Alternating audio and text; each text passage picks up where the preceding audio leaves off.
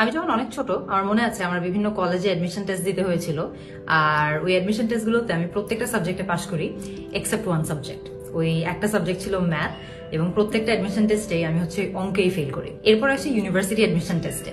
প্রত্যেকটা স্টুডেন্ট জানে যে এই ফেজটা অ্যাকচুয়ালি কত কষ্টের হয়। আমিও ইউনিভার্সিটিতে অ্যাডমিশন টেস্ট দেই, ঢাকা ইউনিভার্সিটিতে।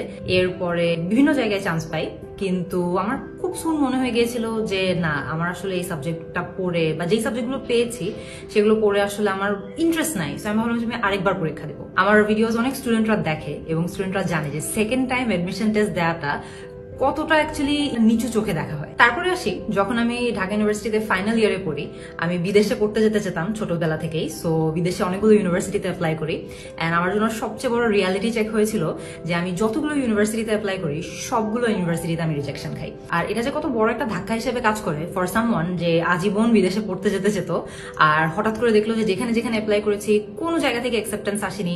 আমার বারবার নিজেকে তখন প্রশ্ন করতে ইচ্ছা করতো যে আচ্ছা আমি কোন দিক দিয়ে ইনঅ্যাডিকুয়েট, বা আমার রেজাল্ট মোটামুটি ভালো আছে, আমার এক্সট্রা কারিকুলার অ্যাক্টিভিটিস আছে, তাও আমার কেন কোনো জায়গায় হলো না। সো এটা কিন্তু আমার জন্য খুব বড় একটা রিয়ালিটি চেক ছিল এবং আসলেই তখন মনে হতো যে maybe I am just a failure. তো যাই হোক, আমি পরবর্তী বছর আবারও ইউনিভার্সিটিতে অ্যাপ্লাই করি অ্যান্ড সে বছর আমাকে অনেকজন কনভিন্স করে যে তোমার হোক না হোক তুমি অক্সফোর্ডেও একটু ট্রাই করো।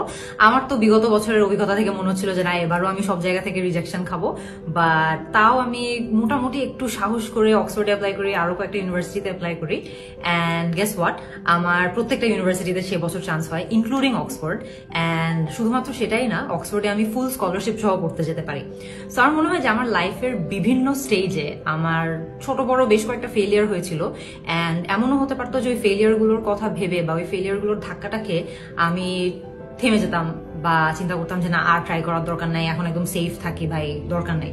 বাট আমি আমার গ্রোথ বা আমার ডেভেলপমেন্টকে কোনো ফেজেই কিন্তু সেভাবে আটকাইতে দেই নাই, বিকজ আই থট যে না, নো ম্যাটার হোয়াট হ্যাপেন্স, কোনো না কোনো দিন আসলে সাকসেসটা আসবে। So I kept trying. এবং আমার সকল বাধার মধ্যে দিয়েও আই থিঙ্ক যে আমার বিকাশ হওয়ার পিছনে সবচেয়ে বড় একটা রিজন ছিল যে আমি যতই সেলফ ডাউটের মধ্যে থাকি, যতই ইনসিকিউরিটির মধ্যে থাকি, আমার মধ্যে একটা ছোট্ট একটা ইন্সপিরেশন বা একটা ভয়েস কাজ করতো যে না, নো ম্যাটার হোয়াট হ্যাপেন্স, তুমি ট্রাই করতে থাকো, কখনো না কখনো কোনো না কোনো রূপে সাকসেস অ্যাকচুয়ালি আসবে। এমনকি আমি যখন অনলাইনে কন্টেন্ট বানানো স্টার্ট করি তখনও দেখা যেত যে অনেক মানুষ আমাকে খুব অ্যাপ্রিসিয়েট করতো, বাট তার মধ্যেও আবার কিছু মানুষ থাকতো যারা বলতো যে আরে ও তো কিছু পারে না, আসছে ইংলিশ পড়াইতে, এত ইজি ইংলিশ কি কেউ পড়ায় নাকি। সো তখনও মনে হতো যে আচ্ছা, আমি পড়াতে আসছি, আমি তো খুব হেল্পফুল কন্টেন্ট বানানোর ট্রাই করছি, তাও কেন মানুষজন এত ক্রিটিক করছে বা তাও কেন মানুষজন এত নেগেটিভ কমেন্ট করছে, নেগেটিভ কথা বলছে।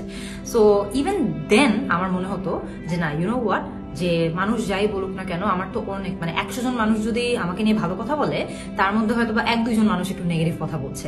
সো আমি ওই 100 জন মানুষের জন্যই কাজ করে যেতে যেতাম। এন্ড আমার পিছনে সবসময় ওই ইন্সপিরেশনটা কাজ করতো যে না, অন্যরা যাই বলুক না কেন, আমি মানুষদেরকে হেল্প করতে চাই এবং আমার কন্টেন্টের মাধ্যমে মানুষদেরকে শেখাতে চাই।